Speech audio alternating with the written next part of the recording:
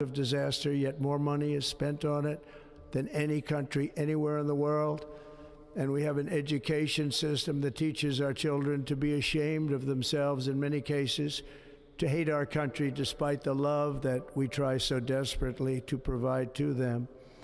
All of this will change starting today, and it will change very quickly.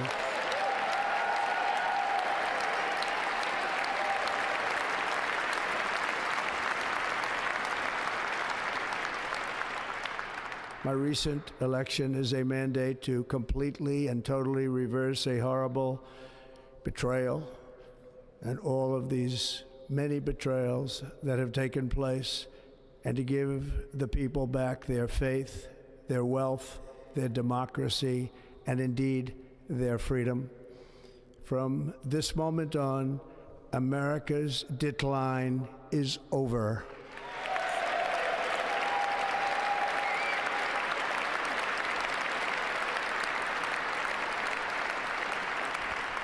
Our liberties and our nation's glorious destiny will no longer be denied, and we will immediately restore the integrity, competency, and loyalty of America's government.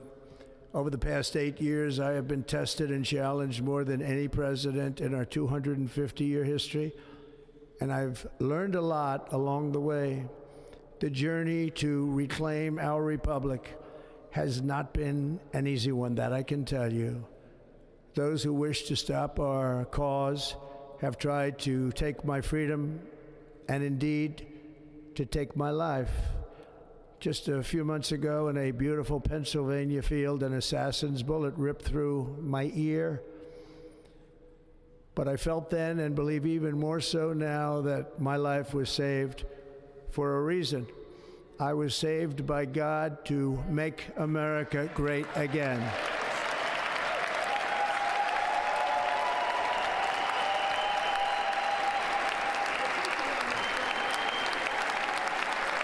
Thank you. Thank you.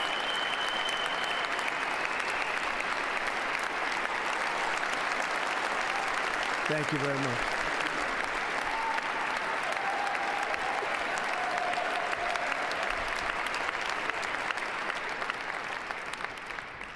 That is why each day under our administration of American patriots, we will be working to meet every crisis with dignity and power and strength.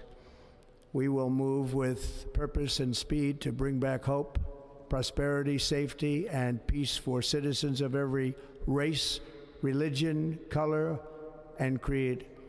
For American citizens, January 20th, 2025 is Liberation Day.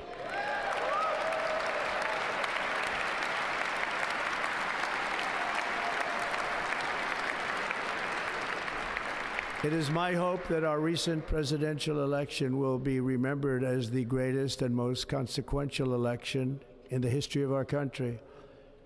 As our victory showed, the entire nation is rapidly unifying behind our agenda with dramatic increases in support from virtually every element of our society, young and old, men and women, African Americans, Hispanic Americans, Asian Americans, urban, suburban, rural, and very importantly, we had a powerful win in all 7 swing states, and the popular vote, we won by millions of people. To the Black and Hispanic communities, I want to thank you for the tremendous outpouring of love and trust that you have shown me with your vote. We set records, and I will not forget it. I've heard your voices in the campaign, and I look forward to working with you in the years to come.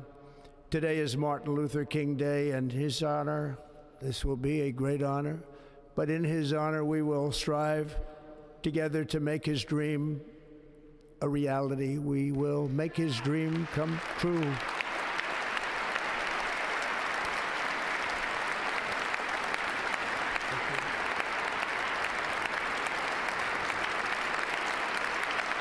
Thank you. Thank you. National unity is now returning to America, and confidence and pride is soaring like never before. In everything we do, my administration will be inspired by a strong pursuit of excellence and unrelenting success. We will not forget our country, we will not forget our Constitution, and we will not forget our God. Can't do that.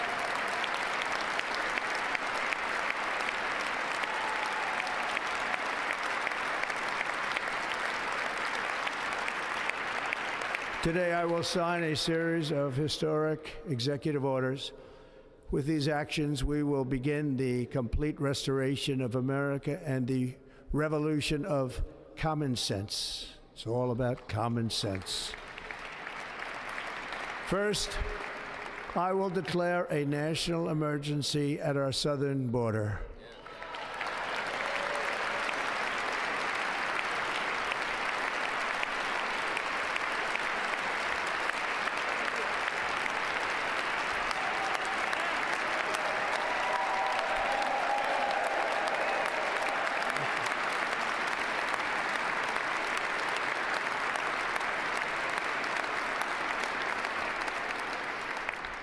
All illegal entry will immediately be halted, and we will begin the process of returning millions and millions of criminal aliens back to the places from which they came. We will reinstate my Remain in Mexico policy.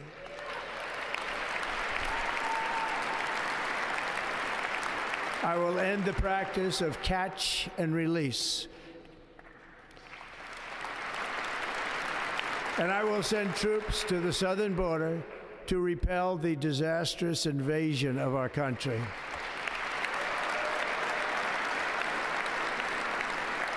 Under the orders I signed today, we will also be designating the cartels as foreign terrorist organizations.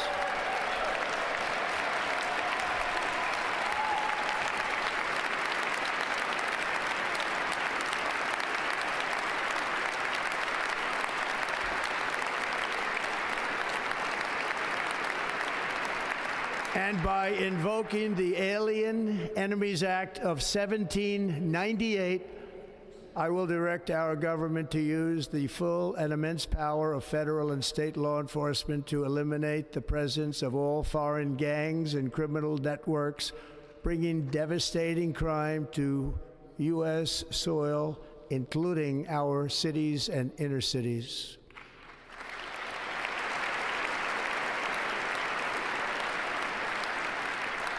As Commander-in-Chief, I have no higher responsibility than to defend our country from threats and invasions, and that is exactly what I am going to do. We will do it at a level that nobody's ever seen before. Next, I will direct all members of my cabinet to marshal the vast powers at their disposal to defeat what was record inflation and rapidly bring down costs and prices.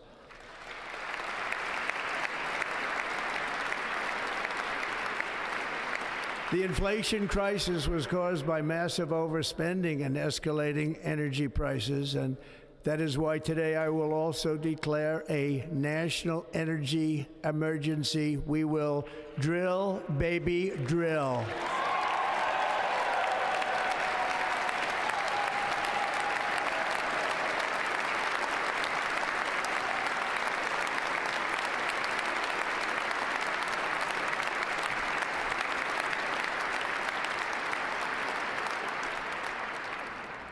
America will be a manufacturing nation once again, and we have something that no other manufacturing nation will ever have, the largest amount of oil and gas of any country on earth, and we are going to use it.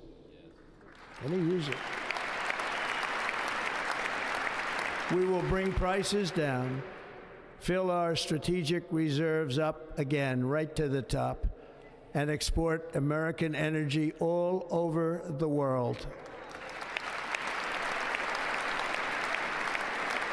We will be a rich nation again, and it is that liquid gold under our feet that will help to do it. With my actions today, we will end the Green New Deal and we will revoke the electric vehicle mandate, saving our auto industry and keeping my sacred pledge to our great American auto workers.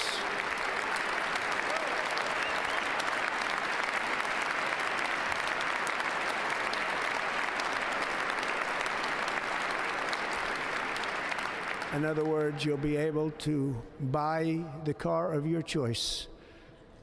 We will build automobiles in America again at a rate that nobody could have dreamt possible just a few years ago. And thank you to the auto workers of our nation for your inspiring vote of confidence. We did tremendously with their vote. I will immediately begin the overhaul of our trade system to protect American workers and families. Instead of taxing our citizens to enrich other countries, we will tariff and tax foreign countries to enrich our citizens.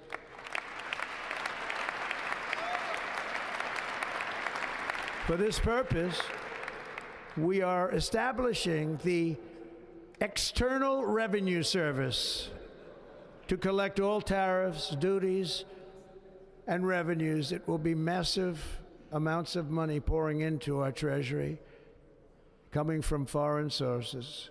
The American dream will soon be back and thriving like never before.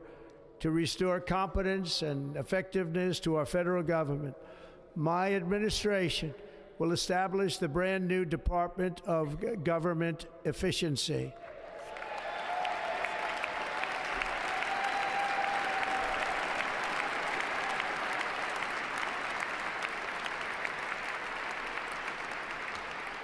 After years and years of illegal and unconstitutional federal efforts to restrict free expression, I will also sign an executive order to immediately stop all government censorship and bring back free speech to America.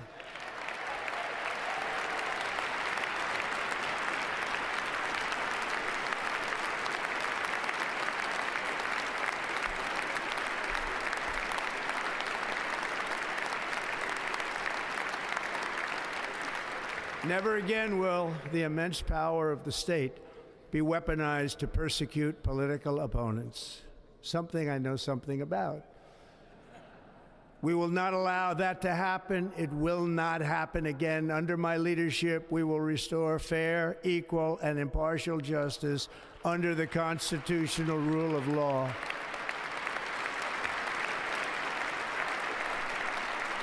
And we are going to bring law and order back to our cities. This week, I will also end the government policy of trying to socially engineer race and gender into every aspect of public and private life.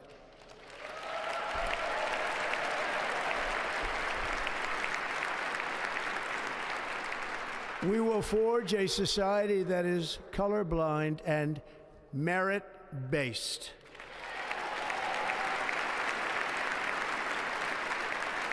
As of today, it will henceforth be the official policy of the United States government that there are only two genders, male and female.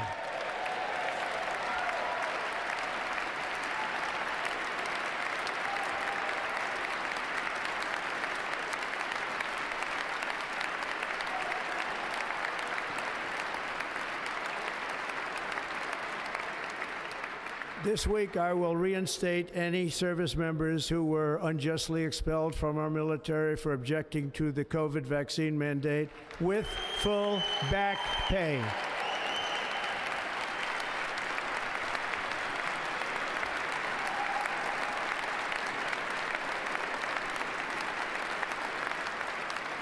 And I will sign an order to stop our warriors from being subjected to radical political theories and social experiments while on duty.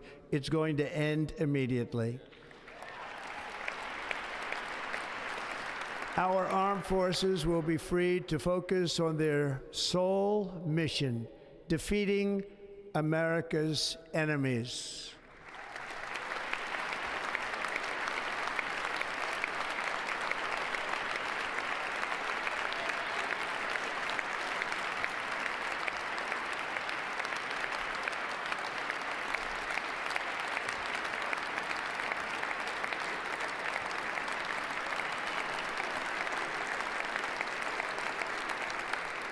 Like in 2017, we will again build the strongest military the world has ever seen.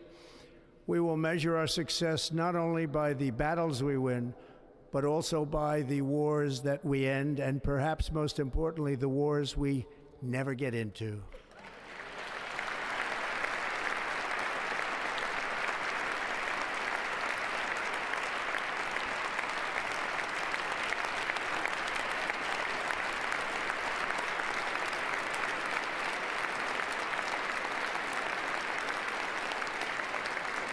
My proudest legacy will be that of a peacemaker and unifier. That's what I want to be, a peacemaker and a unifier. I'm pleased to say that as of yesterday, one day before I assumed office, the hostages in the Middle East are coming back home to their families.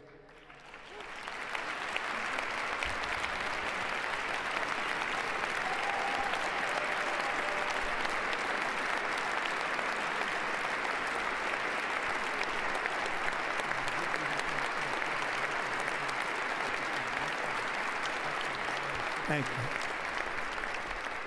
America will reclaim its rightful place as the greatest, most powerful, most respected nation on earth, inspiring the awe and admiration of the entire world. A short time from now, we are going to be changing the name of the Gulf of Mexico to the Gulf of America, and we will restore the name of a great president, William McKinley, to Mount McKinley, where it should be and where it belongs.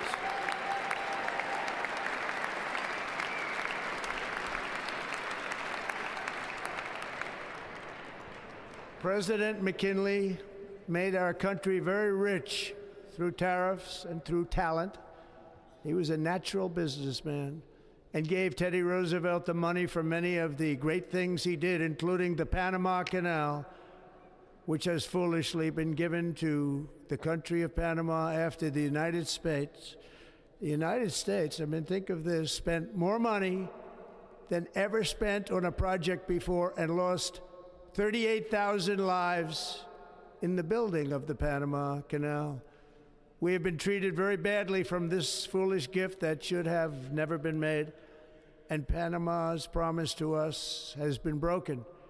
The purpose of our deal and the spirit of our treaty has been totally violated. American ships are being severely overcharged and not treated fairly in any way, shape, or form, and that includes the United States Navy. And above all, China is operating the Panama Canal, and we didn't give it to China, we gave it to Panama, and we're taking it back.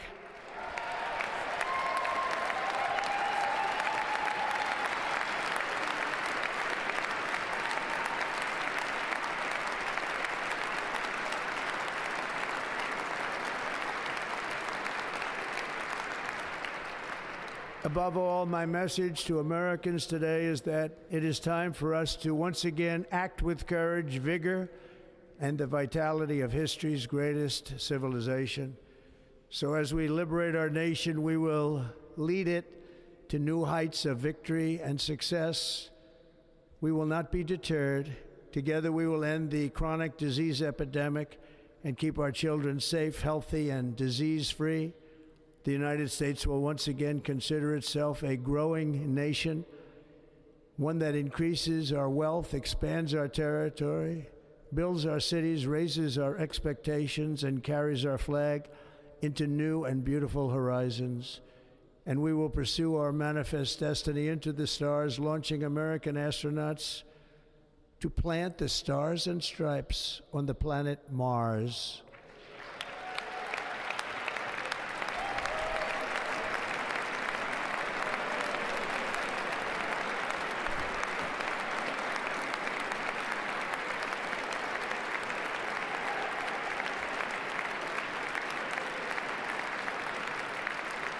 Ambition is the lifeblood of a great nation, and right now our nation is more ambitious than any other. There's no nation like our nation. Americans are explorers, builders, innovators, entrepreneurs, and pioneers. The spirit of the frontier is written into our hearts. The call of the next great adventure resounds from within our souls. Our American ancestors turned a small group of colonies on the edge of a vast continent into a mighty republic of the most extraordinary citizens on earth. No one comes close. Americans pushed thousands of miles through a rugged land of untamed wilderness. They crossed deserts, scaled mountains, braved untold dangers, won the Wild West, ended slavery, rescued millions from tyranny, lifted billions from poverty, harnessed electricity, split the atom, launched mankind into the heavens, and put the universe of human knowledge into the palm of the human hand. If we work together, there is nothing we cannot do and no dream we cannot achieve. Many people thought it was impossible for me to stage such a historic political comeback. But as you see today, here I am. The American people have spoken.